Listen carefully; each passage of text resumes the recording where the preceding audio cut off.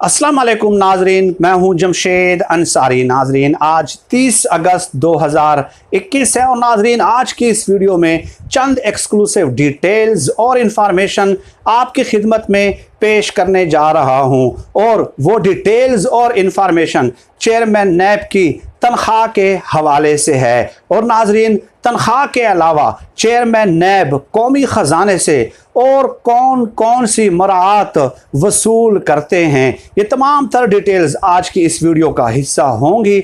लेकिन उन डिटेल्स पे बराह रास्त आने से पहले मैं एक दो वजाहतें करना ज़रूरी समझता हूँ, और वो ये कि chairman NAB justice retired Javed Iqbal या चाहे कोई भी चेयरमैन नैब हो, वो जितने भी तनख्वाह और मराआत वसूल कर रहे हैं वो पाकिस्तानी कानून के मुताबिक है, इल्लीगल नहीं है। मैं इल्लीगैलिटी की बात नहीं कर रहा, लेकिन उन आदाद शुमार को, इन फैक्ट्स और डिटेल्स को सुनने और देखने के बाद आप यकीनन इस मंतकी नतीजे पे पहुंच जाएंगे कि ये जो हमारा निज़ाम है इसमें किस कदर सुकम, खामियां और कमज़ोरियां मौजूद हैं, और किस तरह ये निज़ाम अशराफिया के लिए मुरतब किया गया है। अगर मैं ये अल्फाज इस्तेमाल कर दूं तो शायद गलत नहीं होगा कि ये निज़ाम किस तरह एक्सप्लॉइट कर रहा है, अमीर के हक में और गरीब के मुखालिफ जा रहा है। वो मराआत, बल्कि उन मराआत का अशरे अशीर भी एक आम सरकारी मुलाजिम को,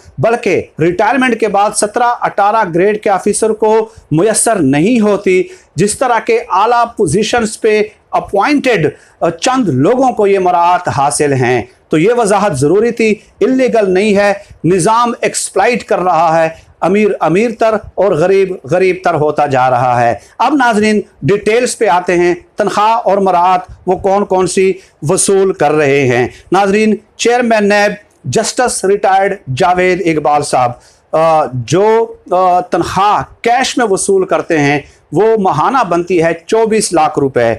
अब इस 24 लाख रुपए में नाजरीन 13,13,000 उनकी सैलरी है, और इन 13,13,000 में से 12,39,000 उनकी बेसिक पे बनती है। 12,39,000 उनकी बेसिक पे है। 6,000 रुपए जो है वो फ़ोन के मद के अखराजात में दिए जाते हैं। इसके अलावा वो चूँकि ज़ाती घर में रिहाइश पजीर हैं तो हाउस रेंट की मद में भी उन्हें 68,000 रुपये अदा किए जाते हैं, 68,000 रुपये अदा किए जाते हैं। इसके अलावा नाजरीन, चेयरमैन नैब चूँकि रिटायर्ड सुप्रीम कोर्ट के जज हैं तो 10.5 लाख रुपए की वो पेंशन भी अलग से लेते हैं, 10.5 लाख रुपए की। तो 13,13,000 आप तनख्वाह लगा लें, 6,000 टेलीफोन के मद में अखराजात लगा लें, 68,000 आप इसके अलावा जो हाउस रेंट है वो लगा लें, 10.5 लाख बतौर रिटायर्ड सुप्रीम कोर्ट जज के वो पेंशन वसूल कर रहे हैं, तो ये 24 लाख बन जाते हैं। ये तो सिर्फ तनख्वाह के चंद मुख्तसर ग्लिम्पसेस थी जो मैंने आपकी खिदमत में पेश कर दी हैं। अब आते हैं कि तनख्वाह के अलावा उन्हें कौन कौन सी मराआत हासिल हैं, और अगर वो मराआत जो हैं उनको साथ जमा कर लिया जाए तो तकरीबन ये 30 लाख रुपए तक अखराजात बन जाते हैं, जो कि मेरा अंदाज़ा है वो आप ख़ुद जो है ऐड कर सकते हैं, ख़ुद उसका अंदाज़ा लगा सकते हैं।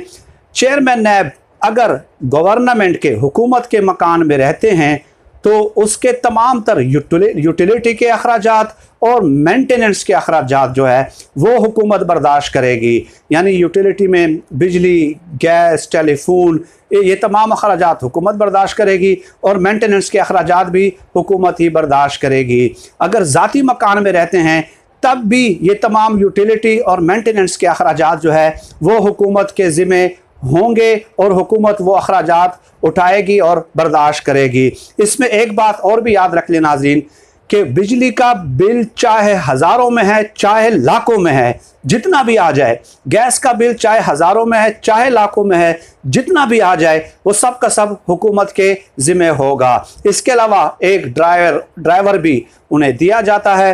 एक 1800 सीसी की गाड़ी मिलेगी, 600 लीटर पेट्रोल जो है वो मुफ्त मिलेगा, 600 लीटर पेट्रोल। और दूसरी बात ये नाजरीन कि जब आप रिटायर्ड हो जाएं अपने ओहदे से 4 साल मुद्दत मुकम्मल करने के बाद, तो यही गाड़ी डिप्रिशिएटेड वैल्यू पे आप ले सकते हैं, यानी कि जो 1800 सीसी गाड़ी उन्हें दी जाती है। इससे आप अंदाज़ा लगा लें कि आपने वो गाड़ी, मिसाल के तौर पे कैबिनेट डिवीज़न ने वो गाड़ी 8-10 साल पहले ख़रीदी हो और 8-10 साल बाद आप रिटायर्ड हो रहे हैं, तो डिप्रिशिएटेड वैल्यू पे जो 8-10 साल पहले उस गाड़ी की कीमत थी और आज मार्केट में उसकी कीमत बहुत ज़्यादा है, तो डिप्रिशिएटेड वैल्यू पे आपको 8-10 साल पहले से भी आधी कीमत पे वो गाड़ी मिल जाएगी। खैर, आगे चलते हैं। बिजनेस क्लास में वो ट्रैवल कर सकते हैं। इसके अलावा मुल्क के अंदर जहाँ कहीं भी वो दौरा करेंगे, चाहे वो कराची जाते हैं, पेशावर जाते हैं, लाहौर जाते हैं, मुल्तान जाते हैं, तो उसके अखराजात भी जो है हुकूमत बर्दाश्त करेगी। डेली अलाउंसेस उनको दिए जाएंगे, स्टे के लिए अलग और ट्रैवलिंग के लिए किलोमीटर्स के हिसाब से अलग दिए जाएंगे, और वो एक हाजिर सर्विस जज के बराबर मराआत होंगी। आगे चलें।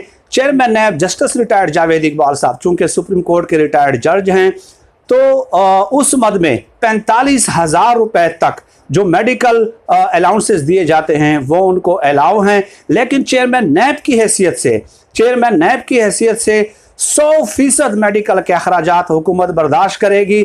न सिर्फ उनके बल्कि उनकी वाइफ के भी और उनके बच्चों के 100% मेडिकल के अखराजात वो हुकूमत के ज़िम्मे होंगे। ये है नाजरीन चंद फैक्ट्स। अब नाजरीन, अक्टूबर 2017 में जब ये समरी जारी हुई, ये मामला ज़ेरे गौर आया कि चेयरमैन नैब की तनख्वाह कितनी होनी चाहिए। उस वक्त शायद खाकान अब्बासी साहब ने उस समरी पे दस्तखत किए और उस वक्त ये कहा गया कि हाजिर सर्विस जो जज होता है सुप्रीम कोर्ट का, उसके बराबर उनकी तनख्वाह होगी। ये चंद एक्सक्लूसिव इंफॉर्मेशन और डिटेल्स थी जो मैंने आप लोगों की खिदमत में पेश करना ज़रूरी समझी। इससे आप अंदाज़ा लगा लीजिए। आप मुझे बताइए, 17-18 ग्रेड के अफसरान होते हैं, कई हज़ारों के हिसाब से रिटायर्ड होते हैं, तो क्या उन सबको इस तरह की नौकरियां रिटायरमेंट के बाद मिलती हैं?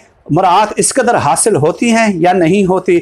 ये फैसला आप खुद कर सकते हैं कि किस तरह सिस्टम जो है वो चंद एलीट को सपोर्ट करता है और बाकी लोगों को नज़रअंदाज कर देता है। अब नाजरीन, इस हवाले से इमरान खान साहब के हवाले से भी एक सहाफ़ी ने बताया कि जब ये मराहत के हवाले से बात हुई तो इमरान खान साहब ने कहा कि इस हवाले से हमारा ये एक इरादा है कि इसको पे एंड पेंशन कमीशन के सामने पेश कर दिया जाए।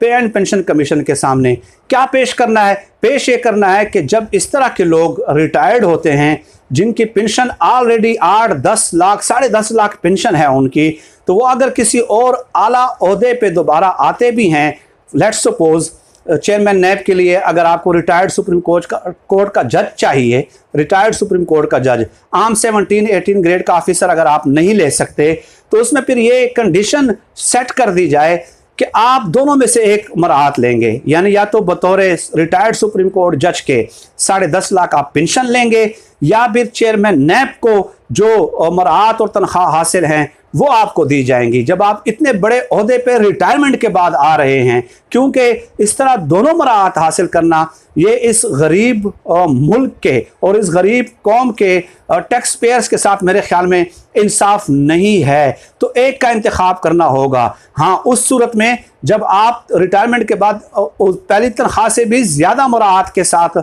उस पोजीशन पे ले रहे हैं, तो ये इमरान खान साहब ने अपने एक एडवाइज़र को बताया था कि पे एंड पेंशन कमीशन के सामने ये मामला उठाया जाएगा कि दोनों में से कोई एक जो वो है ऑप्शन वो ऑप्ट किया जाए। अब उस हवाले से तो कोई पेशरफ नहीं हुई, लेकिन मेरा काम था चंद फैक्ट्स और फिगर्स जो हैं वो आप लोगों की खिदमत में पेश करना मैंने ज़रूरी समझा है। नाजरीन, फिल वक्त आज की इस वीडियो में इतना ही। इस किस्म के मौज़ूआत पे इंशाअल्लाह ताला आपसे वक्तन फ़वक्तन नशिस्त का एहतमाम होता रहेगा। आप सब लोग मुझे अपनी दुआओं में खुसूसी तौर पे याद रखिएगा। पाकिस्तान जिंदाबाद। अल्लाह हाफिज़।